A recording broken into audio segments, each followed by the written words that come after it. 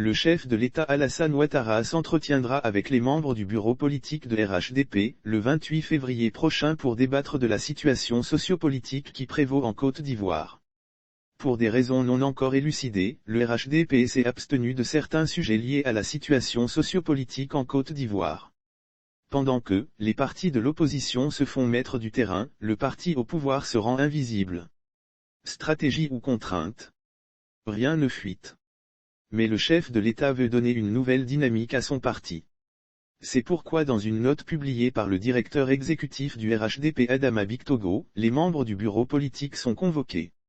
Convocation du conseil politique. Le président du RHDP, Sem Alassane Ouattara, convie mesdames et messieurs les membres du conseil politique du RHDP à une réunion le lundi 28 février 2022 à la patinoire de l'hôtel Sofitel Ivoire.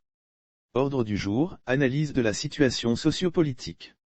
Fin de la mise en place à 16h30. Fait à Abidjan, le 24 février 2022, le président du RHDP. Les probables sujets à aborder. La réunion du Conseil politique étant l'organe suprême de décision, le chef de l'État ivoirien, par ailleurs le président de RHDP, pourra aborder plusieurs sujets. Entre autres, la question du remaniement ministériel, réitérer sa vision pour une Côte d'Ivoire plus solidaire, dialogue politique voire la restructuration du parti. Surtout, ce sera l'occasion de faire quelques petits réglages et recadrages de certains militants.